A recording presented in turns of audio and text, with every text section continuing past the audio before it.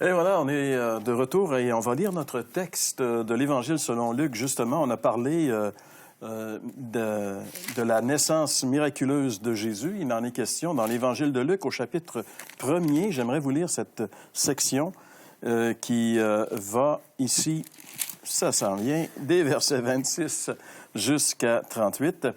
Au 6e mois, l'ange Gabriel fut envoyé par Dieu dans une ville de Galilée appelée Nazareth, auprès d'une vierge fiancée à un homme de la maison de David nommé Joseph. Le nom de la vierge était Marie. L'ange entra chez elle et dit « Je te salue, toi à qui une grâce a été faite, le Seigneur est avec toi. » Troublée par cette parole, Marie se demandait ce que pouvait bien signifier une telle salutation.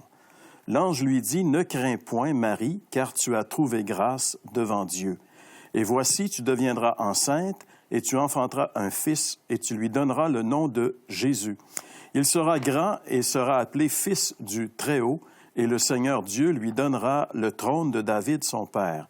Il régnera sur la maison de Jacob éternellement, et son règne n'aura point de fin. » Marie dit à l'ange, « Comment cela se fera-t-il, puisque je ne connais point d'homme? » L'ange lui répondit, « Le Saint-Esprit viendra sur toi, et la puissance du Très-Haut te couvrira de son ombre.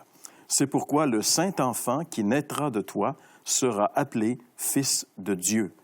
Voici, Élisabeth, ta parente, a conçu elle aussi un fils en sa vieillesse, et celle qui était appelée stérile est maintenant dans son 6e mois, car rien n'est impossible à Dieu. Marie dit, je suis la servante du Seigneur, qu'il me soit fait selon ta parole. Et l'ange la quitta. Alors, on vient de lire ici un texte qui nous rappelle un événement qui est quand même très unique dans l'histoire de l'humanité. Une jeune fille qui s'appelle Marie, qui va devenir enceinte parce que c'est le Saint-Esprit qui va venir sur elle. Et on sait que le Saint-Esprit, c'est une partie de la Trinité, une personne de la Trinité. Dieu, il est unique, mais il y a en 3 personnes, le Père, le Fils, le Saint-Esprit. Donc, en réalité, c'est la raison pour laquelle il est dit ici, la raison pour laquelle cet enfant sera appelé Fils de Dieu, c'est parce que, justement, il a été conçu par le Saint-Esprit, qui est Dieu. Exactement, oui. Et pour se mettre dans le contexte, quand il commence en disant « Au 6e mois, l'ange Gabriel vient », il conclut avec « C'est le 6e mois de sa tante ou sa cousine, Élisabeth, est enceinte. Elle est enceinte du fameux Jean-Baptiste, qui est celui qui est annoncé aussi par les Écritures pour présenter ce Jésus plus tard. » Donc, on voit comment tout est dans les Écritures. Il faut rappeler encore une fois à nos auditeurs, ceux qui font une recherche sérieuse pour essayer de comprendre leur foi, est-ce que c'est digne de confiance, le Nouveau Testament?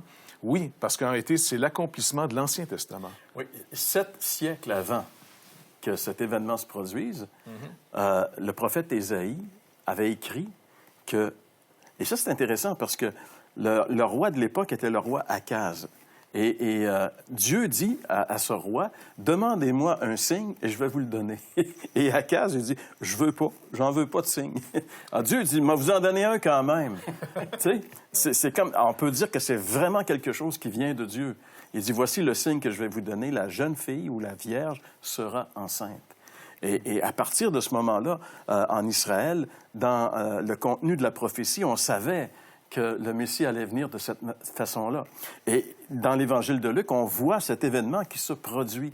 Comme tu le disais, Jeff, en réalité, quand Dieu dit quelque chose, on peut être certain que si ce n'est pas arrivé maintenant, ça va arriver à un moment donné. Oui. Parce que ce que Dieu dit, ça arrive toujours. Puis on peut se demander aussi pourquoi une vierge.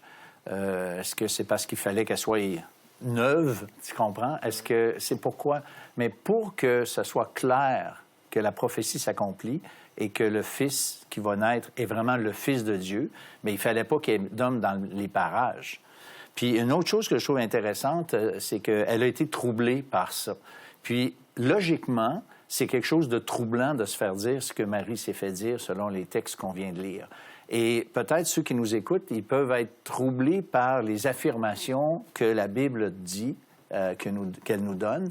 Mais j'aime beaucoup la consolation, parce que c'est marqué, l'ange dit que de ne pas craindre. Tu sais, c'est comme dire, regarde, capote pas, là. Tu sais. il se passe des choses spéciales, mais il faut les croire. Mais Marie accepte volontiers, elle se soumet, comme tu viens de le dire, Jean-Pierre, elle se soumet à ça. Et ça, c'est important.